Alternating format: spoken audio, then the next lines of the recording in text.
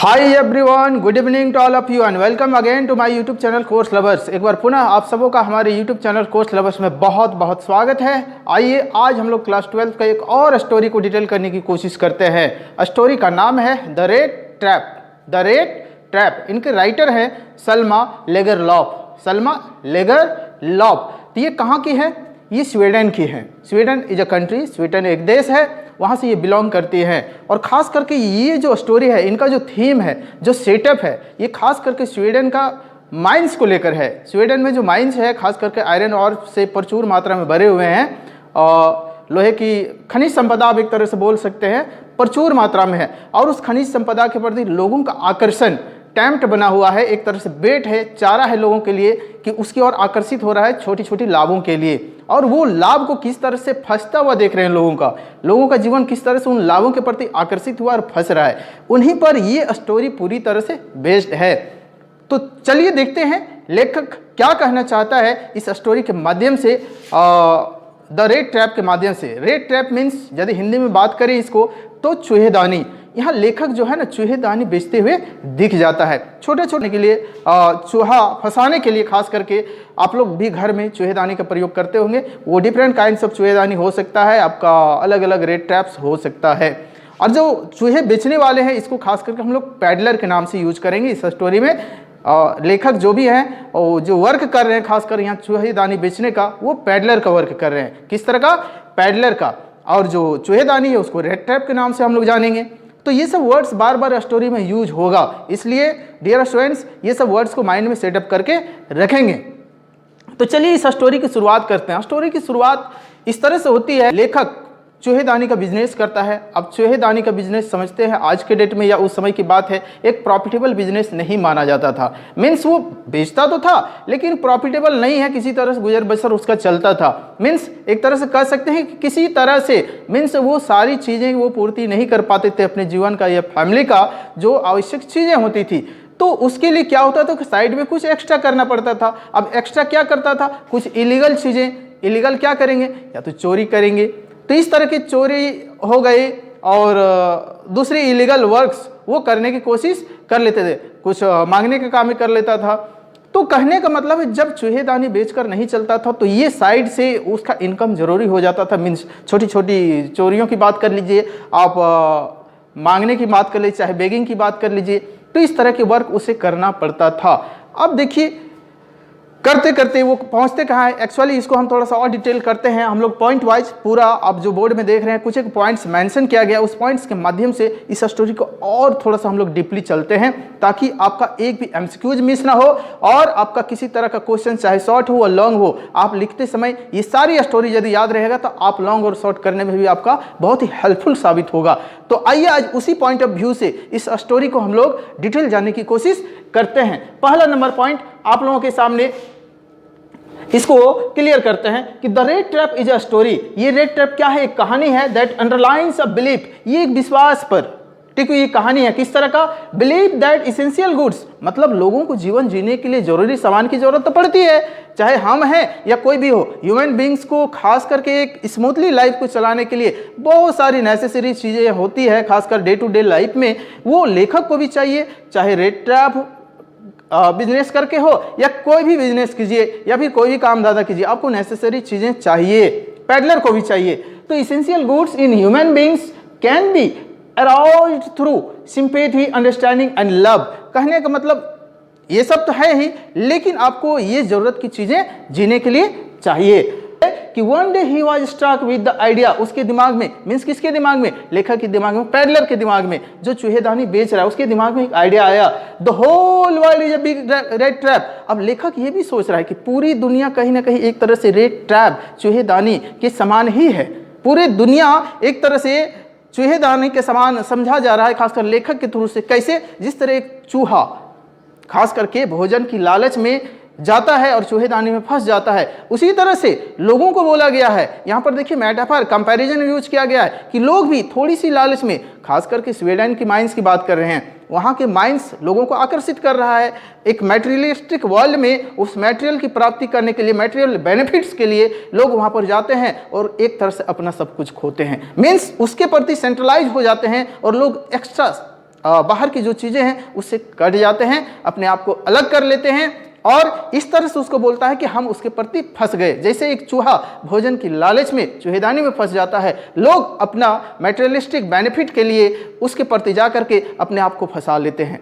तो ये लेखक का एक कंपैरिजन है, पूरे स्टोरी में यही चीज़ देखने के लिए मिलेगा कि one day he was struck with the idea the whole world is a big rat trap, it offers riches as bait। और देखिए पूरे वर्ल्ड में बहुत सारी चीज़ें हैं जो आपको अट्रैक्ट करती है अपनी ओर, खासकर मटेरियलिस्टिक चीज़ें हम लोगों को चाहिए जीवन को चलाने के लिए। और कुछ चीज़ें हैं कि कुछ लोग गलत तरीके से अट्रैक्ट होते हैं, कुछ लोग लीगल तरीके से उसमें खोते नहीं हैं।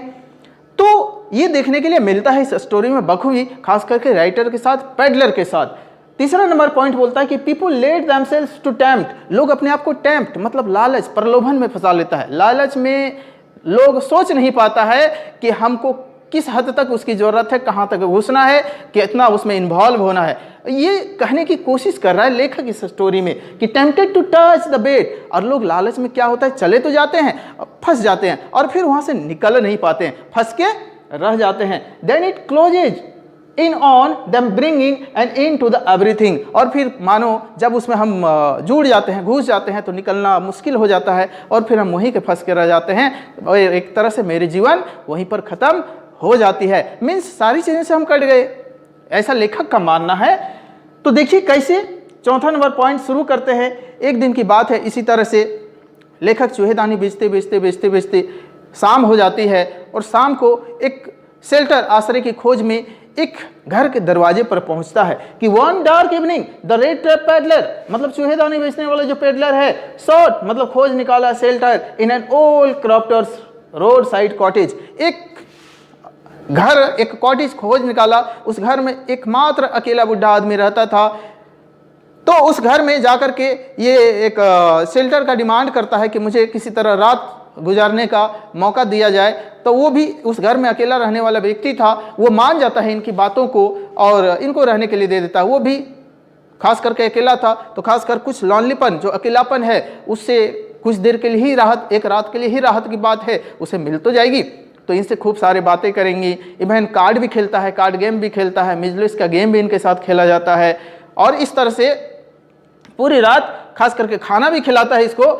खाना खिलाने के बाद सोने का जगह दिया जाता है, सुबह भी होता है। सुबह फिर दोनों एक साथ वर्क के लिए निकल पड़ते हैं। वहाँ से निकलने के बाद होता क्या है, देखिए यहाँ तक तो सब कुछ स्मूथली रहा, पेडलर भी स्मूथ और जो क्रॉफ्टर का कॉटेज है, क्रॉफ्टर का जो ऑनर है वो भी सेफ है कि ओल्ड क्रॉफ्टर है, रोड साइड कॉटेज। पांचवा नंबर बोलता है कि the old man gave him, वो बूढ़ा आदमी देखिए, खासकर जो कॉटेज का मालिक है, गेव हिम फूड, भोजन भी देता है, टॉबेको, इवन खैनी भी खिलाता है, टॉबेको। आप समझ जाइए ऐसा मेहमानवाजी उनका हो रहा है।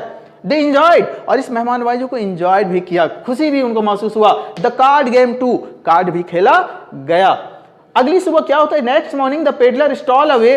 अब देखिए वही पेडलर क्या करता है, stole away his 30 kroners, peddler उनके घर में रखे हुए 30 क्रोनर्स चुरा लेता है। कैसे चुराता है, देखिए जब वो घर में था रात में, उसी समय पेडलर खास करके उनका एक लेदर का बैग था जो विंडो के बगल में एक कील में लटकाया गया था, वो निकाल करके 30 क्रोनर का नोट उसमें रखता है। और ये देख लिया था किसने, पेडलर ने, और ये देख लिया था कि खिड़की के बगल में ही रखा गया हुआ लेदर का थैला और 30 क्रोनर का नोट। अब जिस आदमी को चूहेदानी बेचकर नहीं चल रहा था, उसके लिए 30 क्रोनर खासकर देखने से मन में तो लालच आ ही गया है, लेकिन उसको लेगा कैसे, ये मन में चल रहा था विचारें। अब देखिए सुबह तो दोनों निकल गए एक साथ, लेकिन वो इतना जानता था कि खिड़की के बगल में थैला है। वो आधे घंटे के बाद फिर से उस खिड़की के बगल में जाता है और खिड़की का जो विंडो ग्लास है उसको ब्रेक करता है, तोड़ता है और उसी बगल से वो थैला खासकर निकालता है और उससे 30 क्रोनर का जो 3 नोट है वो नोट ले लेता है और फिर अपने पर्स में रख लेता है। फिर से थैला को उसी कील में लटका दिया जाता है और वापस खुशी खुशी वो वहाँ से निकल जाता है। अब सोचिए कि जब ये ओल्ड मैन वापस घर जाएगा और ख़ास करके वो क्रोनर का नोट उसे नहीं मिलेगा तो वो अपसेट फील करेगा, ऑब्वियसली अपसेट फील करेगा कि घर में हमने जिसे शरण दिया एक तरह से वही आदमी इसका नोट लूट कर चला गया। तो देखिए वो फीलिंग्स फिर आगे क्या होता है कि next morning the peddler stole away his 30 kroners, 30 kroners का नोट पेडलर ने तो लूट लिया। लूट लिया, इसको लूटना ही तो बोलेंगे, लूटना ही ना बोलेंगे।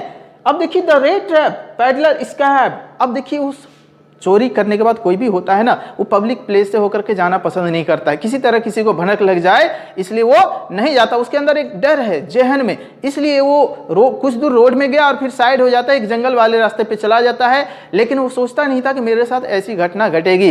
वो ऐसा जंगल वाले रास्ते में चला गया जहां से उसको फिर कोई रास्ता नहीं मिलता, मीन्स वो एक जंगल में फंस गया जा करके। कि peddler escaped into a big confusing forest, एक ऐसा फॉरेस्ट में जाकर घुस गया जहां से उसका निकलना मुश्किल हो गया, रास्ता ही नहीं मिला। एंड गॉट लॉस्ट, अपने आप को खोया हुआ पाता है वो कौन, पैडलर, उस जंगल में खो जाता है। वाइल रेस्टिंग, अब थक करके शाम हो गया, वो एक जगह पर बैठ जाता है थकार करके और अपने आप को समझता है कि अब तो मैं गया, मीन्स मैं जिसे दूसरे को खासकर समझाता था कि लालच में पड़ जाता है, आज ये खुद लालच में पड़ गया, अपने आप को टेम्प्ट किया है एक बेट में, एक चारा में। वो 30 क्रॉनर्स इसके लिए क्या था, एक तरह से चारा के समान था, फंसने के समान था, और वहां से आकर के जंगल में बुरी तरह फंस गया। आज वही चीज इनको याद आ रहा है। Got lost while resting on the ground, जब वो बैठ जाता है शाम को, रेस्ट ही कर रहा था, ही रिकलेक्टेड हिज आइडियाज, अपना दिमाग लगाता है, अपने फिर से सोचता है that the world is a rat trap, पूरा विश्व क्या है, एक चूहेदानी है। आज खुद फंस गया तो पूरा विश्व चूहेदानी नजर आ रहा है इनको, इसलिए वो सोच रहा है कि the whole world is a rat trap and thought, उन्होंने सोचा हिज एंड वाज नियर, उसका क्या है, खात्मा बहुत ही नजदीक है। कैसे कि हियरिंग अ थम्पिंग साउंड, उसी समय जब वो रेस्ट अवस्था में था, एक बगल से ही कुछ थम्पिंग, ठोकने की आवाज, लोहा ठोकने की आवाज उसे सुनाई पड़ा। अब सोचिए उस जंगल में खासकर जो वो निकल नहीं पा रहा है, कुछ आवाज सुनाई देता है तो उसे राहत की एक उम्मीद नजर आती है, और वो आवाज जिधर से आ रहा है उधर ही वो धीरे धीरे धीरे धीरे चलते चले जाते हैं। ये एक विंटर का सीजन है और वो वहां जाकर के देखता है तो वो एक लोहा का फैक्ट्री है, वहां बहुत सारे ब्लैक स्मिथ, उनके लेबरर्स वर्क कर रहे हैं। अब ठंडा का दिन है, शाम का मौसम है, वो भट्टी के सामने चले जाते हैं और एक तरह से वहाँ परमिशन लेते हैं ब्लैक स्मिथ से कि क्या मैं यहाँ ठहर सकता हूँ, स्टे कर सकता हूँ। तो देखिए वहाँ पर बहुत सारे गरीब घर के लोग, खासकर ऐसे बेगिंग करने वाले लोग, भिखारी टाइप के लोग वहाँ पर आते रहते थे, इसलिए जो ब्लैक स्मिथ होते हैं इनकी बातों पर ज़्यादा गौर नहीं करते, इनकी ओर नज़र उठा के नहीं देखते हैं, बस वो इनका आवाज़ सुन करके एक मुंडी हिला करके नॉडेड इशारा करता है कि यस आप रुक सकते हैं, भट्टी से आग सेक सकते हैं, मतलब इसकी ओर ज्यादा फोकस करके नहीं बोला, ऐसे ही कैजुअली तौर पे बोल दिया कि हाँ आप रह सकते हैं। तो देखिए आगे स्टोरी कैसे बढ़ती है। While resting on the ground, ये तो हो गया कि hearing a thumping sound, he reached Ramso's iron works for a night shelter। अब देखिए ये क्या है, रामसोज आयरन वर्क्स, ये उस फैक्ट्री का, आयरन फैक्ट्री का नाम है, ठीक है, जहां पर वो ब्लैक स्मिथ और उनके लेबरर्स काम कर रहे थे। वहां पर वो पहुंच जाते हैं नाइट शेल्टर के रूप में कि किसी तरह रात यहां पर गुजारा जाए। उसको ठंडा भी लग रहा था तो वहां पर वो जा करके क्या करेगा, आग सेकने का काम करेगा। अब देखिए वो भट्टी के सामने है, लेकिन जो वर्कर्स हैं इन पर ज्यादा फोकस नहीं किया था कि ये कौन आदमी है क्या है, बस इन बोला गया इसी तरह से आवाज के माध्यम से, उन लोग तो अपना काम में बिजी है और उन लोग ये ऐसे बोल दिया कि ठीक है आप रह सकते हैं। आगे देखिए the owner came on his, अब जो फैक्ट्री का मालिक है, लोहे फैक्ट्री का मालिक, हिज नाइटली राउंड्स, वो रात को चेकअप के लिए उनका मालिक आता था। आयरन वर्क्स का जो मालिक है, आयरन मास्टर जो है, वो रात को हमेशा एक राउंड चेकअप के लिए आता था। एंड नोटिस, उन्होंने आते ही नोटिस किया, देखा, क्या नोटिस किया, the ragged wretch near the furnace, furnace means भट्टी, भट्टी के सामने एक व्यक्ति खासकर फटे चिथड़े कपड़े में दिख रहा है जो खड़ा है, आग सेक रहा है। He took him as an old acquaintance, अब उस व्यक्ति में उसे एक नजर आता है, आयरन वर्क्स, आयरन मास्टर, खासकर जो फैक्ट्री का मालिक है, उसे उस चिथड़े व्यक्ति में, खास चिथड़े फटे पुराने कपड़े पहने हुए व्यक्ति जो खासकर पैडलर है अभी, उस व्यक्ति में उनका एक पुराना दोस्त नजर आता है कि कहीं ये मेरा पुराना दोस्त ही तो नहीं है। उसे लगता है पुराना दोस्त, वो कैप्टन था सेना में, उस लगता है कि पुराना दोस्त सेना की नौकरी, कैप्टन की नौकरी छोड़ करके रिजाइन मार के इधर उधर घूम रहा है और स्थिति इसकी खराब हो गई है और वो ये सोच बैठा है और इसलिए वो बोलता है ही टूक हिम, उसे वो him as an old acquaintance Nils Olof, उसका फ्रेंड का नाम है जो सेना में कैप्टन हुआ करते थे, नील्स ओलोफ के बारे में उन्होंने सोचा। ही इनवाइटेड हिम, अब वो इनको अपना दोस्त समझकर इनवाइट करता है, कहाँ टू स्टे विथ हिम, कि आप मेरे साथ ठहरें फॉर क्रिसमस, क्रिसमस के लिए, क्रिसमस का समय भी चल रहा था तो क्रिसमस के लिए, क्योंकि नेक्स्ट डे क्रिसमस था, कि आपको क्रिसमस में हम लोग के साथ रहना है। बट द स्ट्रेंजर, स्ट्रेंजर कौन है यहाँ पर? पैडलर है। डिक्लाइन द ऑफर, उन्होंने इस ऑफर को इनकार कर दिया, क्योंकि उसे पता था हम उनका दोस्त नहीं है। भले वो समझ बैठा है लेकिन हम उसका दोस्त नहीं है, पैडलर को ये पता है, और इनकार कर देता है उनके ऑफर को, खास करके आयरन मास्टर के ऑफर को ये स्वीकार नहीं करता है। लेकिन उसी समय अब देखिए क्या होता है, हिज डॉटर, किसके डॉटर? फैक्ट्री मालिक आयरन मास्टर का डॉटर एडला विलियमसन वहां आती है और क्या बोलती है? Persuaded to go home with him, कि मेरे साथ आपको घर चलना है। वो भी समझ बैठती है, क्यों? कि सी रिक्वेस्टेड, वो रिक्वेस्ट करती है। एक्चुअली उनके पिताजी के द्वारा बोला गया वर्ड्स ये सुन ली थी, वो तो यही समझ बैठती है कि मेरे पिताजी की ये दोस्त हैं, इसलिए वो रिक्वेस्ट करती है कि आपको मेरे साथ चलना है। She requested him to stay for Christmas eve only, आपको क्रिसमस तक हम लोगों के साथ रुकना है। अब देखिए उनके पिताजी की बातों को वो इनकार कर दिया था, लेकिन इनकी बातों को इनकार नहीं कर सका। अब चाहे जो भी रीजन हो, अट्रैक्शन एक रीजन हो, सिंपैथी एक रीजन हो, लव एक रीजन हो, ये हो सकता है, लेकिन इनकी बातों को इनकार नहीं किए और फिर रुकने के लिए तैयार हो जाते हैं। On his way to the manor house, manor house किसको बोला जा रहा है? खास करके आयरन मास्टर के घर की बात किया जा रहा है। द पैडलर थॉट, अब पैडलर ने यहां पर सोचा कि आज पहली बार हम बुरे फंसे हैं। अभी तक जो हम दूसरे के बारे में सोचते थे, आज खुद शेर के मान में अपने आप को फंसा हुआ पा रहा है कि अब हम बुरे तरह से फंस चुके हैं, मेरी जो धूर्तता है वो बिल्कुल आज पकड़ी जाएगी। Thought that he had thrown himself into the lion's den, अपने आप को एक शेर के मान में, शेर की गुफा में फंसने जैसा फील किया है उन्होंने पहली बार। The next day in broad day light, अगले दिन एक्चुअली क्रिसमस होलिया था, उस होलिया में कौन क्रिसमस मनाएगा?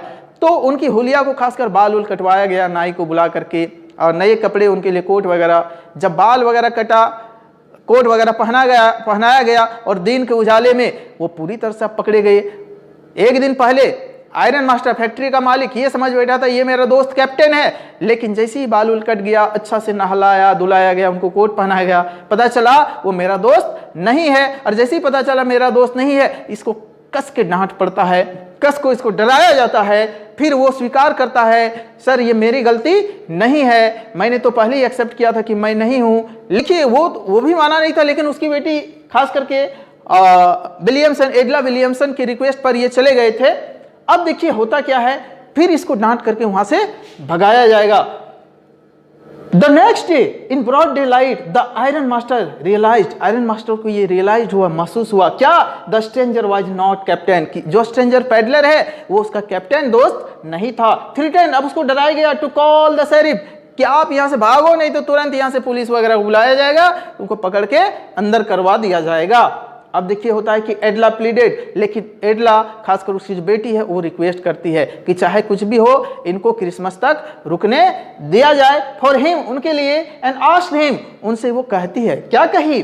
टू स्टे बैक, आप रुक जाइए क्रिसमस तक, क्रिसमस इव मनाने के लिए। अब देखिए क्या होता है कि क्रिसमस इव एट राम्सजो एज यूजुअल। अब देखिए राम्सजो उसी फैक्ट्री में जहां पर उनका खास करके आयरन मास्टर का घर भी है, मैनर हाउस, एज यूजुअल अक्सर मनाया जाता था। The stranger, stranger means unknown person, slept and slept. अब देखिए क्या होता है, रात में मनाने के बाद ये लोग सो जाते हैं। अब सोने के बाद सब सोया हुआ है, आयरन मास्टर सोया हुआ है, आयरन मास्टर की बेटी एडला विलियमसन सोई हुई है, इवन पैडलर भी सोया हुआ है।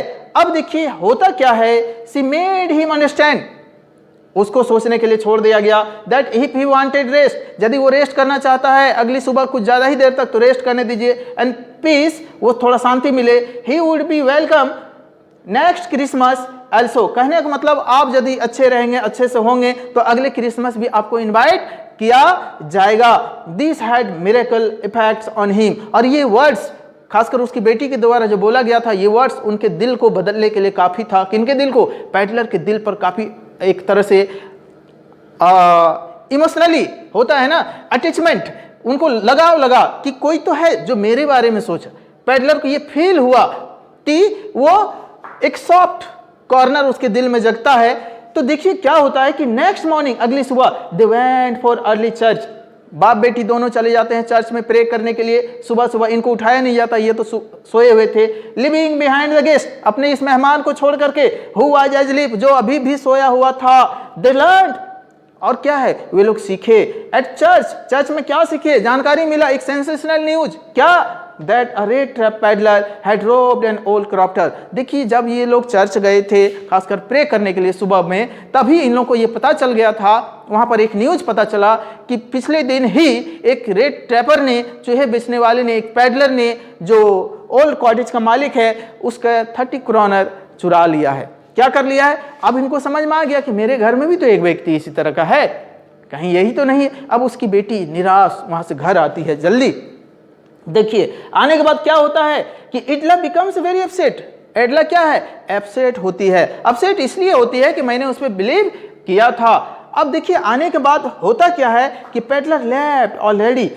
पैडलर क्या होता है, पहले ही उस घर को छोड़ चुका, उन लोगों के आने से पहले ही घर को छोड़ चुका था। अब पैडलर छोड़ने से पहले यहाँ कुछ चीजें किया था। अपना जो चूहेदानी था, एक छोटा सा चूहेदानी एक बॉक्स में छोड़ दिया था। अब देखिए उसी बॉक्स में और क्या था, उस ओल्ड कॉटेज के मालिक का 30 क्रॉनर्स नोट भी रखा हुआ था और एक लेटर भी छोड़ा हुआ था। उस लेटर में क्या लिखा था, जब वो चूहेदानी के बॉक्स को खोलती है, खासकर एडला विलियमसन चर्च से आने के बाद, तब ये महसूस करती है कि ये गिफ्ट के तौर पर मुझे छोड़ करके गया है। ये किस तरह का गिफ्ट, एक तरह से क्रिसमस का गिफ्ट है। चूहेदानी के रूप में हमें खासकर उस रेड ट्रैपर से, पैडलर से ये गिफ्ट किया गया है। अब देखिए वो 30 क्रॉनर का नोट भी छोड़ के गया है और उस लेटर में ये प्लेस किया गया है, रिक्वेस्ट किया गया है कि आप इस 30 क्रॉनर नोट को उस बूढ़े आदमी तक पहुंचा दें जिसका मैंने चोरी कर लिया था। कि peddler left already before reached her, he left as a small packet for him। और वो स्मॉल पैकेट छोड़ करके गया था। वो स्मॉल पैकेट में क्या रखा गया था, एक छोटा सा चूहेदानी, रेड ट्रैप, और एक लेटर था और 30 क्रॉनर का नोट था। देखिए लास्ट में क्या होता है कि सी ओपन्स द पैकेट, वो पैकेट को ओपन करती खोलती है, and finds a red trap. वहां पर क्या मिलता है, एक छोटा सा रेड ट्रैप मिलता है, 3 क्रॉनर का नोट मिलता है। क्रॉनर क्या है, क्रॉनर एक्चुअली स्वीडन की मुद्रा है। लेखक स्वीडन से बिलोंग करता है, तो खासकर वहां की मुद्रा की चर्चा किया गया है। नोट्स, ये क्रॉनर नोट्स हैं। एंड ऑल्सो अ लेटर, एक लेटर मिलता है विथ अ रिक्वेस्ट, एक रिक्वेस्ट के साथ। ये रिक्वेस्ट के साथ to return the kronor to the old crofter. वो जो ओल्ड क्रॉप्टर पर्सन है, वो जो बुढ़ा है, उसके पास ये लौटा दिया जाए सही सलामत, चूंकि हमने उसका 30 क्रॉनर चोरी कर लिया था। तो डियर स्टूडेंट्स, यदि आप इस स्टोरी की कंप्लीटली इस तरह से सुन लिए हैं तो उम्मीद करते हैं आपका एक भी एमसीक्यूज नहीं छूटेगा। एमसीक्यूज तो क्या, आपका लॉन्ग भी आ जाए या शॉर्ट भी आ जाए, आप लिखने में सक्षम होंगे। तो चलिए डियर स्टूडेंट्स, आज के लिए इस स्टोरी में इतना ही रखते हैं और मिलते हैं अगले वीडियो में। तब तक के लिए यदि आप इस चैनल पर नए हैं तो चैनल को प्लीज सब्सक्राइब कर लीजिए, लाइक कर दीजिए और फिर चल वीडियो में। तब तक के लिए जय हिंद, वंदे मातरम।